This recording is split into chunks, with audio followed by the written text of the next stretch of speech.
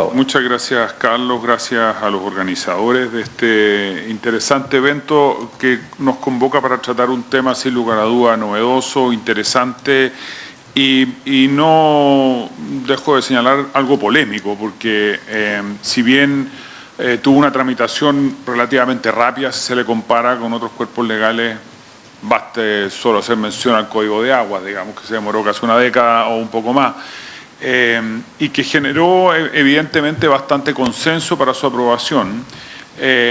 También ha generado bastante disenso, polémica, y hemos visto reacciones incluso de algunos gremios del país que intentaron en el Tribunal Constitucional que quedara sin efecto total o parcialmente este proyecto. Y eso refleja, no quiero referirme a si era el mecanismo adecuado para hacerlo o no, pero refleja que hay una preocupación detrás de este proyecto. Sin lugar a duda, el mismo nos pone al día en muchas materias, en exigencias del mundo desarrollado y propias exigencias de la OCDE. Ya hemos visto que desde el año 2009 nos veníamos poniendo al día en esta materia. Y aquí tenemos un proyecto que, sin lugar a duda, convocó una muy buena asesoría penal. Los parlamentarios tuvieron un grupo de abogados penalistas asesorando permanentemente y eso facilitó de alguna manera la aplicación y aprobación del proyecto, y sin embargo, quizás en esa premura, quizás en los efectos comunicacionales que tenía la aprobación de este proyecto, hubo una cierta desprolijidad en algunos aspectos que son a los cuales me quiero referir. De partida, y Carlos en esto ha sido exhaustivo, existen un sinnúmero de cuerpos legales que no fueron modificados íntegramente, no hubo una coordinación, no hubo un trabajo de buena terminación, sobre todo en el tema ambiental, y nos encontramos con la ley de pesca, con el Código Penal, con el Código de Aguas, con la ley de bosque, etcétera, donde tenemos delitos ambientales también y no hubo un trabajo de coordinación que nos hubiera permitido tener un solo cuerpo más ordenado que impida los problemas que nosotros creemos pueden existir desde el punto de vista de la aplicación de la ley. Ahora, no me voy a referir a todos los delitos, por supuesto, porque esto nos demandaría mucho más de los 15 minutos que tenemos asignados y que pretendo cumplir, sino a uno de los aspectos o un área que es la que nos parece más deficiente y más preocupante para no solo el desarrollo de nuevos proyectos, sino que para la vida de los proyectos mineros, y es lo que más preocupa a las empresas que represento. También por honor al tiempo me voy a saltar esta primera parte introductoria. Esta nueva regulación adolece, a nuestro juicio, sobre todo en lo que regula los temas ambientales, de deficiencias que a nuestro juicio van a entorpecer desproporcionadamente la actividad productiva ante riesgos de persecuciones y sanciones penales que se desvían del objetivo de protección ambiental eficiente. O sea, lo primero que quiero dejar claro es que solo me voy a referir a uno de las partes de este proyecto, de esta ley, que son básicamente los temas ambientales, y voy a hacer una crítica general algunos de los aspectos de la misma que hemos puesto en un orden en tres breves capítulos. Deficiencias institucionales, imprecisiones en la descripción de las conductas y falta de gravedad penal de las conductas reguladas. Evidentemente podríamos entrar en el detalle de cada uno de los tipos penales, pero nos parece que vamos a tener 2 días, digamos, para el análisis de todo eso. Digamos, no pretendo yo agotar el tema en esto. Veamos, por lo tanto, estos 3 capítulos rápidamente con algunos ejemplos que nos pueden servir para conversar en el resto del panel o para tenerlos presentes en la conversación siguiente. Deficiencias institucionales. ¿A qué nos referimos con deficiencias institucionales? No existe una coordinación permanente, profunda, general, salvo alguna cuestión muy puntual, no existe una coordinación entre la persecución penal y la administrativa. Y esto puede ser fuente de graves problemas, injusticias y arbitrariedades en la aplicación de esta ley. Se admiten procesos paralelos y con posibles resultados contradictorios en un contexto de evidente falta de experiencia del sistema penal, porque Chile tiene un sistema especializado en temas ambientales y los tribunales penales no han estado especialmente abocados a esta materia. Y por lo tanto, lo primero que vemos es que el legislador olvidó, como digo, salvo alguna situación muy particular, dedicarle tiempo a esa necesaria coordinación entre la tramitación penal y la tramitación administrativa. Veamos algunos ejemplos, no pretendo agotar la materia, algunos ejemplos. La falsa eximente. Artículo 311, ¿qué nos dice? La declaración administrativa de no estar obligado a someter la actividad a una evaluación de impacto ambiental exime de responsabilidad conforme al artículo 305, a menos que concurra las circunstancias señaladas, etc. Si bien parece que la intención del legislador fue la de eximir de la responsabilidad penal a las empresas por el delito de elusión, esta norma realmente no cumple con dicho objetivo. Como ustedes lo saben mejor que yo, el contenido de una consulta de pertinencia es determinado ¿por quién? Porque consulta, porque formula la pertinencia. ¿Cómo sabemos entonces que para el juez penal serán suficientes los términos en que se hizo la consulta? ¿Va a poder el juez considerar que la consulta no opera como eximente debido a que lo consultado no es exactamente igual a lo desarrollado? ¿Cómo se fijan los parámetros para que los regulados puedan realmente sentirse tranquilos de que la consulta es suficiente? No solo, además, esto tiene una parcial contradicción con la reforma del sistema de evaluación ambiental. El subsecretario, por suerte, aclaró que se va a introducir, además de la consulta como eximente de la declaración. Pero de todas maneras nos vemos aquí en un territorio no bien especificado y no muy bien delimitado, y por lo tanto es un eximente a medias que no hemos atrevido a calificar de una falsa eximente. Lo mismo que la falsa coordinación. El título de este capítulo, cuando yo decía, es que hay un problema institucional, y ese problema institucional es la falta de coordinación evidente que existe entre la tramitación penal y la tramitación administrativa.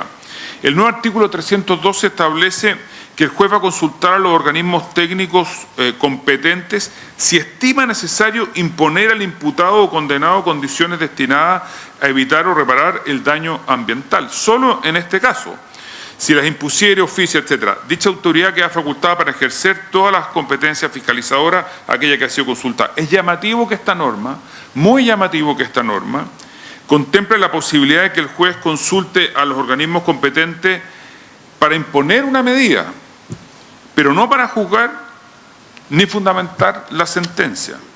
Solo para imponer una medida, pero para juzgar y fundamentar la sentencia no consulta a ningún organismo competente, no tiene la obligación de hacerlo. El problema anterior pudo haberse resuelto con reglas de coordinación entre la persecución penal y la administrativa, que es la que echamos de menos.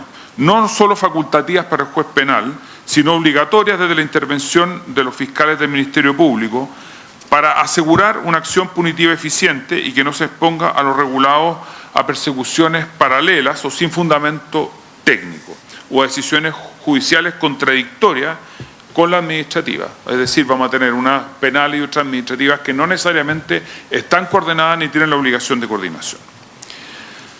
Bien, el segundo aspecto general al cual le quiero hacer mención es la imprecisión en la descripción de las conductas. Las conductas sancionadas, imprecisión en la descripción de las conductas. Las conductas sancionadas son descritas muchas veces de forma imprecisa, lo cual es un pecado grave desde la perspectiva penal. Deja espacio para persecuciones y sanciones que nos atrevemos a calificar de arbitrarias. Las conductas penadas por una misma norma y que deben concurrir copulativamente no siempre están vinculadas. Se entiende que la concurrencia de ambas conductas era necesaria para configurar la gravedad del delito y por lo tanto aplicar una sanción penal y no administrativa. Sin embargo, ha quedado mal redactado, mal finalizado el trabajo, porque ambas conductas no necesariamente pueden o tienen que estar vinculadas para configurar el delito y por lo tanto aplicar la sanción penal.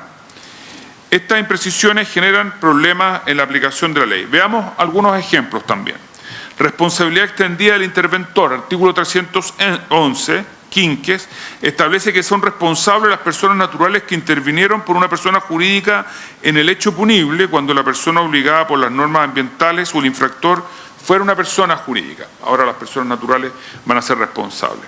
La amplitud de esta norma extiende la responsabilidad indeterminadamente a las personas naturales que participan en una conducta de la persona jurídica. Como se puede entender, determinar si se interviene o no por una empresa tiene bordes muy difusos. O sea, quien ha participado de alguna manera en la aprobación, tramitación de un proyecto minero, sabe cuántas personas naturales intervienen detrás de ese proyecto con diferentes intensidades, momentos, instancias, etcétera.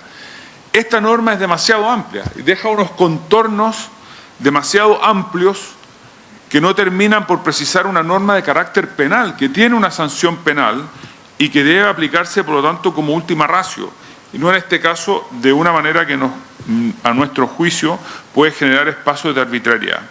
Como se puede entender, determinar si interviene o no en estos casos es extremadamente complicado. Hay otras normas como la Ley de Mercado de Valores, donde es bastante, o la Ley de Sociedades Anónimas, donde es bastante claro cuando las personas naturales responden, la responsabilidad de los directores, de los gerentes, etcétera, está claritamente especificado quién es y qué es lo que tiene que hacer. En este caso son las que intervienen, y eso es un mar sin orilla.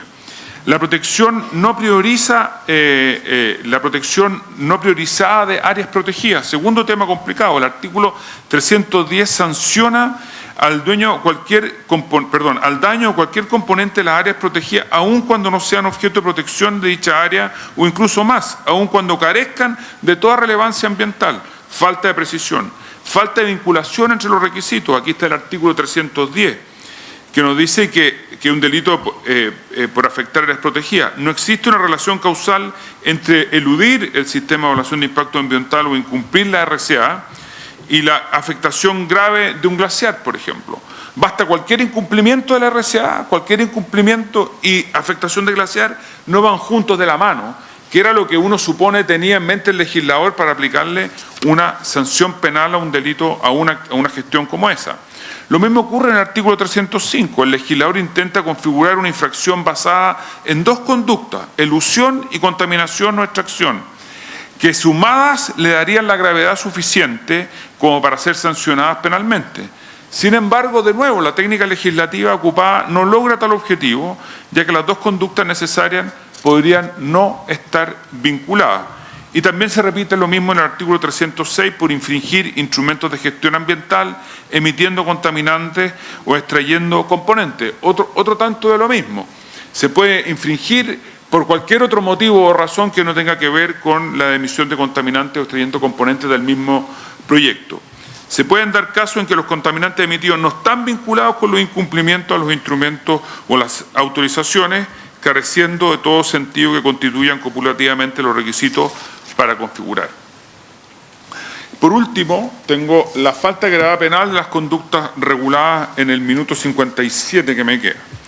En esta materia el legislador no tuvo la deferencia, como ya lo señalaba, con el principio de que el derecho penal debe ser, sin lugar a duda, utilizado únicamente como una herramienta de última ratio. Lo anterior lo podemos ver en los siguientes ejemplos.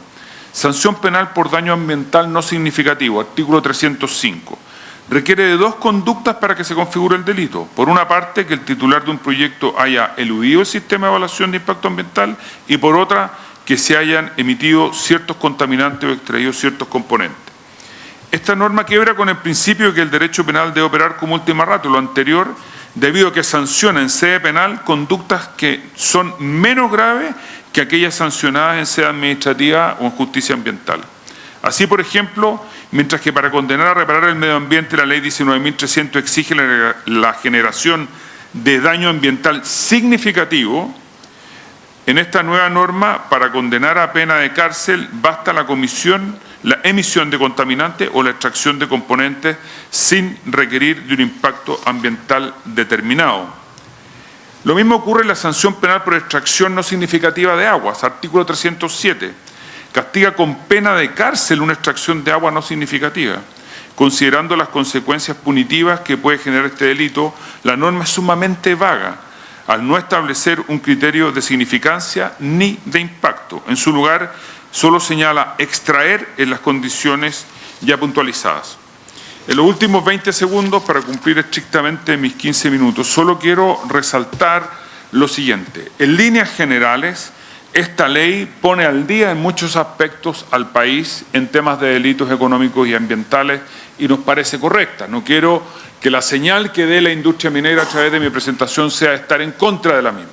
Nos parece correcta. Sin embargo, creemos que hay deficiencias de técnica legislativa graves, sobre todo en el tema del área ambiental, que espero los expertos durante estos 2 días los traten en profundidad. Muchas gracias.